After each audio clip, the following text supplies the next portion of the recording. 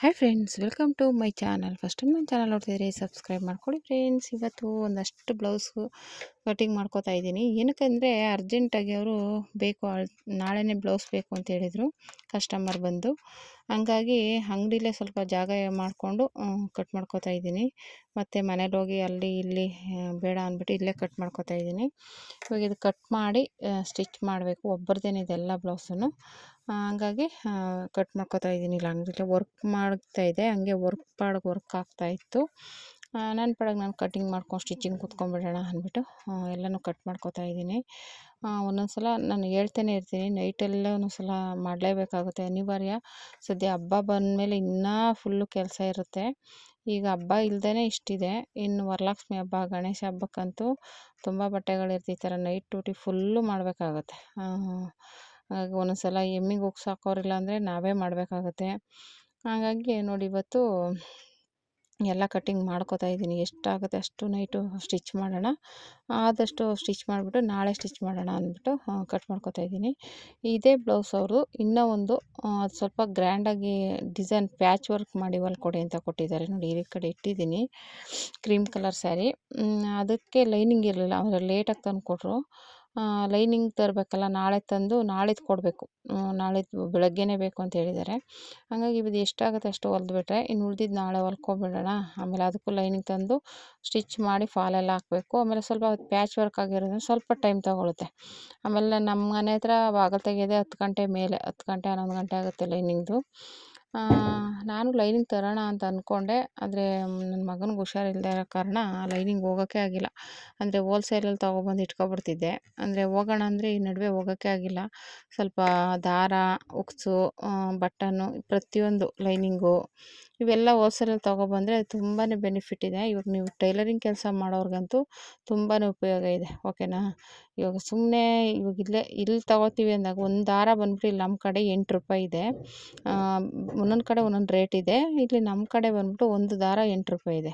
ನೀವು ಅದನ್ನೇ ಸಿಟಿಯಲ್ಲಿ ತೊಗೋತೀನಿ ಅಂದರೆ ಬರೀ 4.25 5 ರೂಪಾಯಿಗೆಲ್ಲ ಸಿಕ್ಬಿಡುತ್ತೆ. ಅಲ್ಲಿಗೆ 2 ರೂಪಾಯಿ 3 ರೂಪಾಯಿ ಲಾಭ ಇಟ್ಟಿರ್ತಾರೆ. ಅದೇ 2 ರೂಪಾಯಿನ ಇವಾಗ ಅಲ್ಲಿ ಹೋಗಿ ತೊಗೊಬಂದರೆ ಎಷ್ಟು ಸೇವ್ ಆಗುತ್ತಲ್ವ. ಇವಾಗ ದಾರದಲ್ಲಿ ಸೇವ್ ಆಗುತ್ತೆ, ಉಕ್ಸು, ಪ್ರೆಸ್ ಬಟನ್ನು, ಮತ್ತು ಇನ್ನೇನಾದರೂ ಸಣ್ಣ ಪುಟ್ಟ ಐಟಮ್, ಮಾರ್ಕಿಂಗ್ ಪೀಸು, ಮತ್ತು ಲೇಸ್ಗಳು, ಆಮೇಲೆ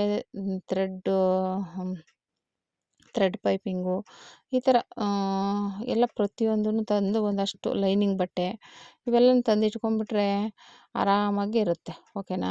ಇವಾಗ ಯಾರಾದರೂ ನೀವು ಸ್ಟಿಚಿಂಗ್ ಜಾಸ್ತಿ ಬಟ್ಟೆ ಸ್ಟಿಚ್ ಮಾಡ್ತೀನಿ ಅಂದರೆ ಈ ಥರ ಒಂದು ಹೋಲ್ಸೇಲಲ್ಲಿ ತಂದಿಟ್ಕೊಳ್ಳಿ. ಬೆಂಗಳೂರಲ್ಲಾದರೆ ಚಿಕ್ಕಪೇಟೆಯಲ್ಲಿ ಸಿಗುತ್ತೆ. ನೀವು ಆರಾಮಾಗಿ ಹೋಗಿ ತೊಗೊಬಂದು ಇಟ್ಕೊಬೋದು. ಹೇಳ್ದಂಗೆ ಲೈನಿಂಗು, ದಾರ, ಫಾಲ್ಸು ಎಲ್ಲ ತಂದು ಇಟ್ಕೊಂಡ್ಬಿಟ್ರೆ, ಇವಾಗ ಫಾಲ್ಸ್ಗೂ ಅಷ್ಟೇ, ನೀವು ಸಿಟಿಗೆ ಹೋದರೆ 10 ರಿಂದ 11 ರೂಪಾಯಿಗೆಲ್ಲ ಸಿಗುತ್ತೆ. ಇಲ್ಲಿ 15 ರೂಪಾಯಿ ತೊಗೋತಾರೆ. ಒಂದು ಫಾಲ್ಗೆ 3 ರಿಂದ 4 ರೂಪಾಯಿ ಇಟ್ಟಿರ್ತಾರೆ. ನಾವೇ ಅದೇ ಹೋಲ್ಸೇಲಲ್ಲಿ ತೊಗೊಬಂದುಬಿಟ್ರೆ ನಮಗೆ ಅದು 4 ರೂಪಾಯಿ ಉಳಿತಾಯ ಆಗುತ್ತೆ. ಇವಾಗ ಒಂದು 10 ಫಾಲು, 20 ಫಾಲು, ಒಂದು 50 ಫಾಲ್ಸ್ ಅಂತೂ ವೇಸ್ಟ್ ಆಗೋದೇ ಇಲ್ಲ. ಫಾಲ್ಸು, ಲೈನಿಂಗು, ದಾರ ಏನಕ್ಕೆ ಅಂದರೆ ಟೈಲರ್ಗಳಿಗೆ ಮುಖ್ಯವಾಗಿ ಬೇಕಾಗಿರೋದೇ ಅದು, ಓಕೆನಾ. ಹಂಗಾಗಿ ಇವಾಗ ಅಕಸ್ಮಾತ್ ಒಂಚೂರು ಆ ಕಡೆ ಈ ಕಡೆ ಆದ್ರೂ ಅಡ್ಜಸ್ಟ್ ಮಾಡ್ಕೋತಾರೆ ಅನ್ನೋರ್ಗೆ ಹಾಕ್ಬಿಡ್ಬೋದು ಲೈನಿಂಗ್ನ. ಇವಾಗ ಮತ್ತೆ ನಾವು ಹೋಗಿ ತರಬೇಕು, ಆ ಟೈಮಿಂಗ್ಸ್ ಎಷ್ಟು ವೇಸ್ಟ್ ಆಗುತ್ತಲ್ವ. ಹಂಗಾಗಿ ಯಾರಾದರೂ ನೀವು ಟೈಲರಿಂಗಲ್ಲಿ ಹೋಲ್ಸೇಲಲ್ಲಿ ತೊಗೊಬರ್ಬೇಕು ಅಂದರೆ ಚಿಕ್ಕಪೇಟೆಗೆ ಹೋಗಿ. ಬೆಂಗಳೂರಲ್ಲಿ ಆದರೆ ಬೇರೆ ಕಡೆ ಗೊತ್ತಿಲ್ಲ ನನಗೆ. ಚಿಕ್ಕಪೇಟೆಯಲ್ಲಾದರೆ ನಿಮಗೆ ಹೋಲ್ಸೇಲಲ್ಲಿ ಸಿಗುತ್ತೆ, ಓಕೆನಾ. ದಾರ ಆಗಲಿ ಎಲ್ಲ ಒಟ್ಟಿನಲ್ಲಿ ಒಂದೊಂದು ಬಾಕ್ಸ್ ತೊಗೋಬೇಕು. ಆರಾಮಾಗಿ ಹೋಗಿ ತೊಗೊಬಂದು ಇಟ್ಕೊಂಡ್ಬಿಟ್ರೆ ಒಂದು 5,000 10,000 ರೂಪಾಯಿಗೆ ನಿಮಗೆ ಚೆನ್ನಾಗಿರುತ್ತೆ, ಓಕೆನಾ. ಆ ಥರ ವೇಸ್ಟ್ ಮಾಡ್ಕೊಳಕ್ಕೆ ಹೋಗಬೇಡಿ. ಇವಾಗ ನಾವು ಇಲ್ಲಿನೇ ಎಷ್ಟು ಸೇವಾಗ, ನಾನು ಒಂದು 5,000 10,000 ರೂಪಾಯಿಗೆ ತರ್ತಿದ್ದೆ. ಆಮೇಲೆ ಸ್ವಲ್ಪ ನಾನು ಇವಾಗ ವರಲಕ್ಷ್ಮಿ ಹಬ್ಬಕ್ಕೆ ಸ್ವಲ್ಪ ಫ್ಯಾನ್ಸಿ ಸ್ಟೋರ್ ಐಟಮ್ ಹಾಕಬೇಕಿತ್ತು. ಅಂದರೆ ಬಳೆಗಳು, ಸ್ವಲ್ಪ ಬ್ಲೌಸ್ ಪೀಸ್ ಎಲ್ಲನೂ. ಆದರೆ ಹೋಗೋಕ್ಕಾಗಲಿಲ್ಲ, ಯಾಕೆಂದರೆ ನನ್ನ ಮಗನಿಗೆ ಹುಷಾರಿಲ್ಲದೆ ಇರೋ ಕಾರಣ ಹೋಗೋಕ್ಕಾಗಲ್ಲ. ಯಾಕೆಂದರೆ ಅವ್ನು ಬಿಟ್ಟು ಹೋದರೆ ಇನ್ನು ಆ ಕಡೆ ಈ ಕಡೆ ಹೋಗ್ಬಿಡ್ತಾನೆ, ಏನಾದರೂ ತಿಂದುಬಿಡ್ತಾನೆ ಅನ್ನೋ ಭಯಕ್ಕೆ ನಾನು ಹೊರಗಡೆ ಹೋಗೇ ಇಲ್ಲ. ಮನೆ ಆಯಿತು ಕೆಲಸ ಆಯಿತು, ಮನೆ ಆಯಿತು ಕೆಲಸ ಆಯಿತು. ಲೈನಿಂಗು ಸುಧಾ ಒಂದೊಂದು ಸಲ ನಮ್ಮ ಅಣ್ಣನ್ನೇ ಕಳಿಸ್ತೀನಿ, ಇಲ್ಲ ನಮ್ಮ ಹುಡುಗಿ ಕಳಿಸ್ತೀನಿ, ಹೋಗಿ ನೀವೇ ತಗೊಬನ್ನಿ ಅಂತ. ನೋಡಿ, ಎಲ್ಲ ಕಟ್ಟಿಂಗ್ ಮಾಡಿ ಜೋಡಿಸ್ಕೊಂಡಿದ್ದೀನಿ. ಅದೇ ನೈಟ್ ಎಷ್ಟಾಗುತ್ತೆ ಅಷ್ಟು ಸ್ಟಿಚ್ ಮಾಡೋಣ ಅಂತ ಅಂದ್ಕೊಂಡಿದ್ದೀನಿ. ಯಾಕಂದರೆ ಎಷ್ಟು ದಾರ ಎಲ್ಲ ಸೆಟ್ ಮಾಡಿಟ್ಟಿದ್ದೀನಿ. ಒಂದಷ್ಟು ಸ್ಟಿಚ್ ಮಾಡೋಣ ನೋಡಿ, ವರ್ಕ್ ಆಗ್ತಾಯಿದೆ. ಹಂಗಾಗಿ ಆಮೇಲೆ ಏನಂದರೆ ವರ್ಕ್ ಹಾಕಿದ್ರೆ ಇಲ್ಲ ಸ್ಟಿಚಿಂಗ್ ಮಾಡೋಕ್ಕೂ ಸ್ವಲ್ಪ ಕಷ್ಟ ಆಗುತ್ತೆ. ಸ್ವಲ್ಪ ಆ ಕಡೆ ಈ ಕಡೆ ಎಲ್ಲ ಜಾಗ ಸಖತ್ ಇಟ್ಟಪ್ಪಾಗುತ್ತೆ. ಹಂಗಾಗಿ ನಾನೆಲ್ಲನೂ ಆ ಕಡೆ ಈ ಕಡೆ ಮಿಷಿನ್ನ ತಳ್ಳಿಬಿಟ್ಟು ಕಟ್ ಮಾಡಿಕೊಂಡೆ. ಮತ್ತೆ ಮನೆಗೆ ಹೋಗಿ ತೊಗೊಬಂದು ಎರಡೆರಡು ಕೆಲಸ ಆ ಕಡೆ ಈ ಕಡೆ ಓಡಾಡೋಕ್ಕಾಗಲ್ಲ ಅಂದ್ಬಿಟ್ಟು ಇಲ್ಲೇ ಹೆಂಗೋ ಮಿಷಿನ್ ಒಂದು ಕಡೆ ತಳ್ಳಿ ಅಡ್ಜಸ್ಟ್ ಮಾಡಿಕೊಂಡೆ ನೋಡಿ. ಬ್ಲೌಸ್ ಸ್ಟಿಚ್ ಮಾಡ್ತಾಯಿದ್ದೀನಿ. ಅಂದರೆ ಇದು ಫೋನು ಸ್ಟೋರೇಜ್ ಫುಲ್ಲಾಗೋಯ್ತು. ಹಂಗಾಗಿ ಒಂದು ಬ್ಲೌಸು ಮತ್ತು ಇನ್ನೊಂದು ಬ್ಲೌಸ್ ಅರ್ಧ ಸ್ವಲ್ಪ ಹೊಲ್ದೆ ಸ್ಟೋರೇಜ್ ಫುಲ್ಲಾಗೋಯ್ತು. ಹಂಗಾಗಿ ಇನ್ನೊಂದು ಫೋನಲ್ಲಿ ಇದು ಮಾಡಿಕೊಂಡೆ. ಅದು ನೆಕ್ಸ್ಟ್ ವೀಡಿಯೋಗಳಲ್ಲಿ ಹಾಕ್ತೀನಿ. ಇದ್ರ ಪೈಪಿಂಗ್ ಸ್ಟಿಚಿಂಗ್ ಮಾಡಿದ್ದೀನಿ, ಎಲ್ಲದಕ್ಕೂ ಪೈಪಿಂಗ್ ಕೊಟ್ಟಿದ್ದೀನಿ. ಅಂದರೆ ಈ ಇನ್ಎಸಿಬಲ್ ಪೈಪಿಂಗು.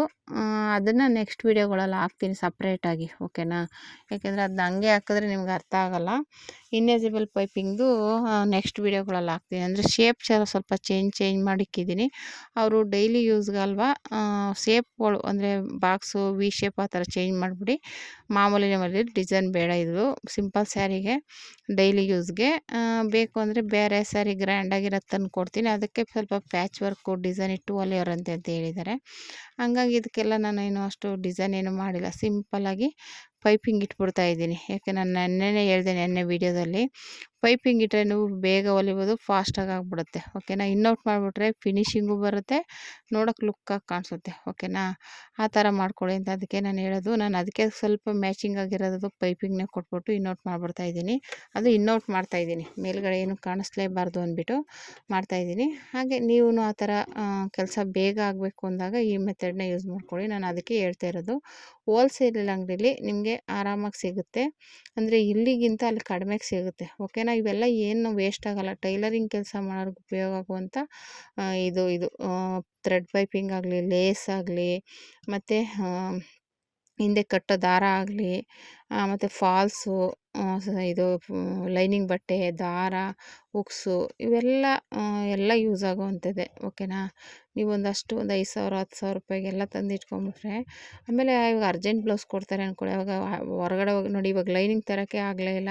ಇವಾಗ ಇದ್ದಿದ್ರೆ ಇವಾಗಲೇ ಕಟ್ ಮಾಡಿ ಅದನ್ನೂ ರೆಡಿ ಮಾಡಿಬಿಡ್ಬೋದಾಗಿತ್ತು, ಲೈನಿಂಗ್ ಬಟ್ಟೆ ಇದ್ದಿದ್ರೆ.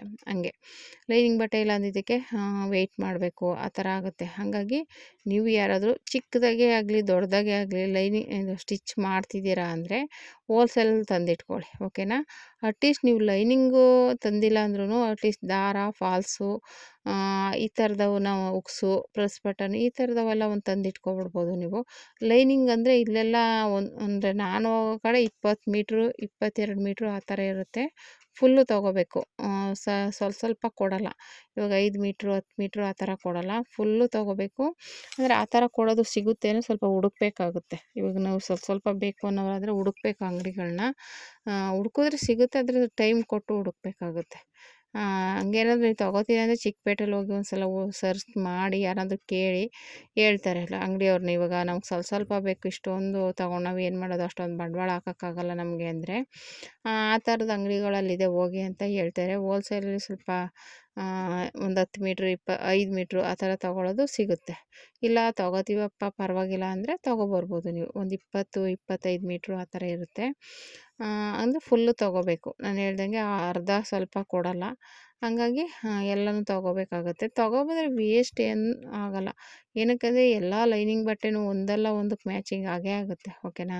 ಒಂದು ಸ್ವಲ್ಪ ಆ ಕಡೆ ಈ ಕಡೆ ಆದ್ರೂ ನಾವು ಅಡ್ಜಸ್ಟ್ ಮಾಡಿ ಹಾಕ್ಬೋದು. ಇವಾಗ ನಮ್ಮ ಕಸ್ಟಮರ್ ಹೇಗಿರ್ತಾರೆ ಅಂತ ಗೊತ್ತಿರುತ್ತಲ್ವ, ಅರ್ಜೆಂಟ್ ಕೊಟ್ಟಾಗ ಸ್ವಲ್ಪ ಅಡ್ಜಸ್ಟ್ ಮಾಡಿ ಹಾಕ್ಬೋದು. ಆ ಥರ ನೀವು ಚಿಕ್ಕಪೇಟೆಯಲ್ಲಿ ತಂದಿಟ್ಕೊಂಡ್ರೆ ನೀವು ಈ ಥರದ್ದು ಅಮೌಂಟನ್ನ ಸೇವ್ ಮಾಡ್ಬೋದು ನೋಡಿ. ಇವಾಗ ಬಿಗಿನರ್ಸ್ ಆದರೆ ಚಿಕ್ಕದಾಗಿ ಯಾರೋ ಸ್ಟಿಚಿಂಗ್ ಮಾಡಿ, ದೊಡ್ಡದಾಗಾದರೂ ಸ್ಟಿಚಿಂಗ್ ಮಾಡಿ, ಈ ಥರ ಒಂದು ಸೇವ್ನ ಮಾಡಿ, ಅಮೌಂಟನ್ನ ಸೇವಿಂಗ್ ಮಾಡ್ಬೋದು ನೋಡಿ. ಯಾಕೆಂದರೆ ನೀವು ಚಿಕ್ಕದಾಗಾದ್ರೂ ಆಗಲಿ ದೊಡ್ಡದಾಗಲಿ, ಇವಾಗ ಒಂದು 2,000 ರೂಪಾಯಿ 3,000 ರೂಪಾಯಿಗೆ ಆಗಲಿ, ಒಂದು 5,000 10,000 ರೂಪಾಯಿಗೆ ಆಗಲಿ, ನೀವು ಸಿಟಿಗೆ ಹೋದರೆ ಒಂದಿನ ಟೈಮ್ ಕೊಟ್ಟು ಹೋಗ್ಬಿಟ್ಟು ನಿಮ್ಗೆ ದಾರ ಮೊದಲೇ ಬರ್ಕೊಂಡು ಹೋಗ್ಬಿಡಿ. ಯಾಕಂದರೆ ಅಲ್ಲೋಗಿ ಏನೇನು ತೊಗೋಬೇಕು ಅನ್ನೋದು ಕನ್ಫ್ಯೂಸ್ ಆಗಿಬಿಡುತ್ತೆ. ಹಾಗಾಗಿ ಸ್ವಲ್ಪ ಬರ್ಕೊಂಡು ಹೋಗ್ಬಿಡಿ, ದಾರ, ಲೈನಿಂಗು, ಫಾಲ್ಸು, ನಿಮ್ಗೆ ಏನೇನು ಬೇಕು, ಲೇಸು, ಥ್ರೆಡ್ ಪೈಪಿಂಗು, ಬೀಡ್ಸು, ಆ ಥರ ಎಲ್ಲನೂ ಬರೆದಿಟ್ಕೊಂಡು ಹೋಗ್ಬಿಟ್ರೆ ನೀವು ಅಲ್ಲಿ ಹೋಗಿ ನೋಡ್ತಿದ್ದಂಗೆ ನಿಮ್ಗೊಂದು ಐಡಿಯಾ ಬರುತ್ತೆ. ಅವಾಗೆಲ್ಲ ಬೇಕಾಗಿರೋದು ತೊಗೋಬೋದು, ಓಕೆನಾ. ಅವಾಗ ಅಮೌಂಟು ಜಾಸ್ತಿ ಇದಾಗಲ್ಲ. ಇಲ್ಲಾಂದ್ರೆ ಏನಾಗ್ಬಿಡುತ್ತೆ, ಅದು ಬೇಕು ಇದು ಬೇಕು ಅಂತ ಎಲ್ಲ ತೊಗೊಳಕ್ಕೆ ಹೋಗ್ತೀವಿ, ಅಮೌಂಟು ಜಾಸ್ತಿ ಆಗಿಬಿಡುತ್ತೆ.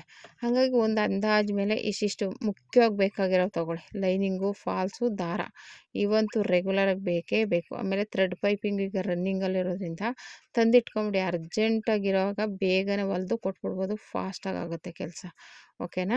ಈ ಥರ ನೀವು ಚಿಕ್ಕದಾಗಿ ಯಾರಾದರೂ ಸ್ಟಾರ್ಟ್ ಮಾಡಿರೋರು, ಇಲ್ಲ ಸ್ಟಾರ್ಟ್ ಮಾಡ್ದೇ ಗೊತ್ತಿಲ್ಲದೆ ಇರೋರು, ಇವಾಗ ಲೈನಿಂಗ್ ಥರ ಗೊತ್ತಿಲ್ಲಪ್ಪ ಅಂದರೆ ಬೇಕಂದರೆ ಅದರಲ್ಲಿನ ಅಂಗಡಿಗಳು ಇದೆ ಅದೇ ಅಂತ ಏನಿಲ್ಲ. ನೀವು ಚಿಕ್ಕಪೇಟೆಗೆ ಹೋದರೆ ಅಲ್ಲಿ ಜಾಸ್ತಿ ಅದೇನೇ ಇರೋದು.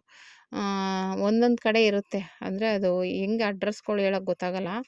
ಒಂದು ಕಡೆ ಬರೀ ಸ್ಟಿಕ್ಕರ್ಸು, ಬಳೆ ಬ್ಯಾಂಗಲ್ಸ್ ಫ್ಯಾನ್ಸಿ ಸ್ಟೋರ್ ಐಟಮೇ ಒಂದು ಕಡೆ ಇರುತ್ತೆ. ಇನ್ನೊಂದು ಕಡೆ ಬರೀ ಈ ಥರ ದಾರವು, ಲೈನಿಂಗ್ ಬಟ್ಟೆ ಆ ಥರ ಒಂದು ಕಡೆ ಇರುತ್ತೆ. ಆ ಥರ ಆಮೇಲೆ ಬ್ಯಾಂಗಲ್ಸ್ ಎಲ್ಲ ಒಂದು ಕಡೆ ಇರುತ್ತೆ. ಆ ಥರ ಎಲ್ಲ ಒಂದೊಂದು ಕಡೆ ಇರುತ್ತೆ. ನೋಡಿ ಅಲ್ಲ ಕೇಳಿ ಯಾರನ್ನಾದ್ರೂ ಹುಡುಕಿ ತೊಗೋಬೇಕಾಗುತ್ತೆ. ಓಕೆನಾ?